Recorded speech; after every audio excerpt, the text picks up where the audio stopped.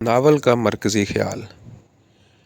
گلیورز travels کا مرکزی موضوع انسانی فطرت، تہذیبی دعووں اور سماجی و سیاسی اداروں پر ایک ہمہ گیر تنقید ہے۔ یہ ناول بظاہر ایک سفر نامے کی صورت میں پیش کیا گیا ہے، لیکن دراصل یہ ایک فکری اور اخلاقی استفسار ہے جس کے ذریعے جوناتھن سوفٹ نے اپنے عہد کے مغربی تمدن کے کھوکھلے دعووں، اقلیت پرستی کی شدت اور سیاسی و مذہبی منافقت کو بے نقاب کیا۔ اس ناول میں انسان کو ایک ایسی مخلوق کے طور پر پیش کیا گیا ہے جو بظاہر تمدن، شائستگی اور نظم و اخلاق کی علمبردار ہے، مگر دراصل لالچ، اقتدار کی ہوس، خود غرضی اور فریب کا پیکر ہے۔ سوفٹ نے انسانی عقل کی حدود، سائنسی دعووں کی عدم افادیت اور اخلاقی اقدار کے زوال کو 4 علامتی اسفار کے ذریعے بے نقاب کیا، جہاں ہر نئی دنیا ایک نئے تہذیبی، سیاسی یا فلسفیانہ تصور کو طنزیہ اسلوب میں پیش کرتی ہے۔ للی پٹ اور برپڈنگ نیگ کے متضاد تناظر، لپوٹا کی علم پرستی اور ہاؤ انمز کی مثالی اخلاقیات کے مقابل یاہو کی پستی، یہ سب دراصل انسانی معاشرت کی مختلف جہات کا تمثیلی بیان ہیں۔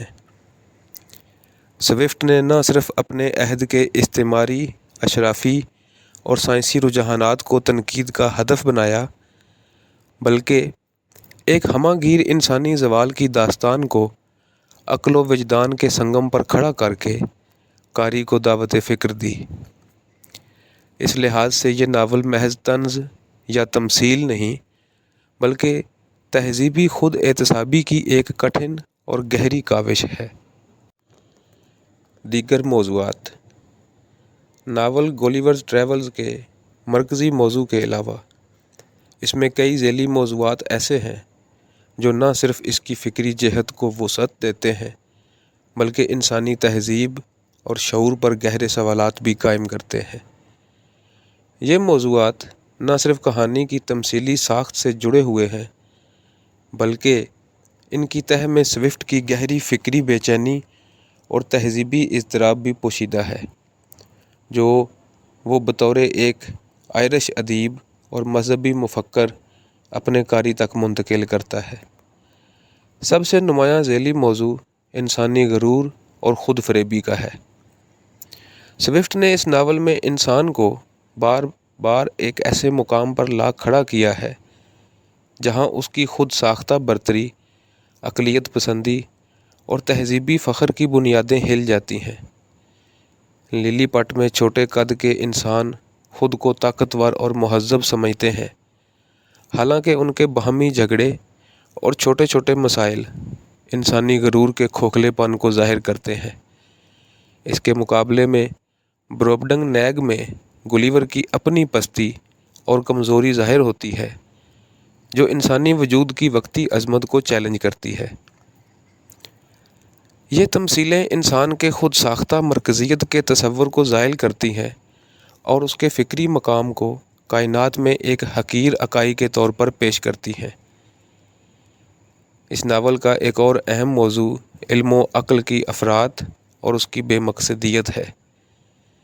تیسرے سفر کے دوران لپوٹا اور بالنی باربی کے باشندے محض نظریاتی علوم اور سائنسی موشگافیوں میں مگن ہیں جن کا زمینی زندگی سے کوئی تعلق نہیں۔ سوفٹ یہاں اس بات پر طنز کرتا ہے کہ علم جب محض تجریدی ہو جائے اور اس کا تعلق عملی زندگی سے منقطع ہو جائے تو وہ نہ صرف بے سود ہوتا ہے بلکہ معاشرتی بگاڑ کا موجب بھی بن سکتا ہے۔ وہ ان تجربات، تحقیقات اور فلسفیانہ دعووں کو دکھاتے ہیں جو حقیقی انسانی مسائل سے آنکھ چراتے ہیں اور علم کی وہ شکل سامنے لاتے ہیں جو محض دماغی ریاضت بن کر رہ جاتی ہے۔ اس ناول میں تہذیبی تضادات اور اخلاقی زوال بھی ایک مسلسل موضوع کے طور پر ابھرتا ہے۔ ہاؤ انمز کے ملک میں گلیور ایک مثالی اخلاقی نظام سے آشنا ہوتا ہے جہاں سچ، عدل، سادگی اور فطری نظم کی حکمرانی ہے۔ اس کے برعکس یاہو نامی مخلوق انسانی بدصورتی، لالچ، جنسی بے راہ روی اور اخلاقی زوال کی نمائندگی کرتی ہے۔ یہاں انسان اپنے اصل چہرے سے آشنا ہوتا ہے اور یہ تمثیل ہمیں یہ سوچنے پر مجبور کرتی ہے کہ کیا تہذیب محض دکھاوے کا لباس ہے اور کیا ہماری اخلاقیات محض وقتی اور مفاداتی اصولوں پر مبنی ہیں۔ گلیورز ٹریولز میں سیاست اور اقتدار کی فطرت پر بھی باریک بینی سے طنز کیا گیا ہے۔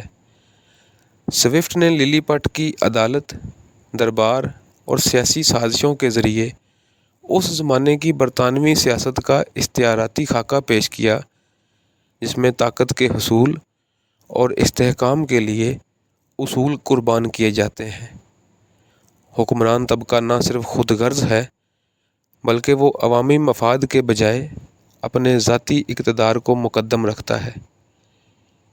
یہ تصور آج بھی جدید سیاسی تناظر میں اتنا ہی متعلقہ ہے جتنا سوفٹ کے عہد میں تھا۔ یوں گلیورز ٹریولز کے مختلف اسفار نہ صرف ایک تمثیلی بیانیہ تشکیل دیتے ہیں بلکہ انسانی شعور، تمدن، علم، اخلاق اور سیاست کے بارے میں گہرے فکری مباحث کو بھی جنم دیتے ہیں۔ ان ذیلی موضوعات کی موجودگی ناول کو صرف ایک طنزیہ تحریر ہی نہیں بلکہ ایک ہمہ جہت فکری متن بناتی ہے جو اپنے قاری کو تہذیب اور انسانیت کے وجودی سوالات سے دوچار کرتا ہے۔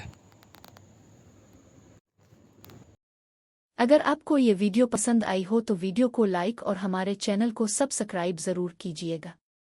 اس عنایت پر ہم آپ کے بے حد ممنون ہوں گے۔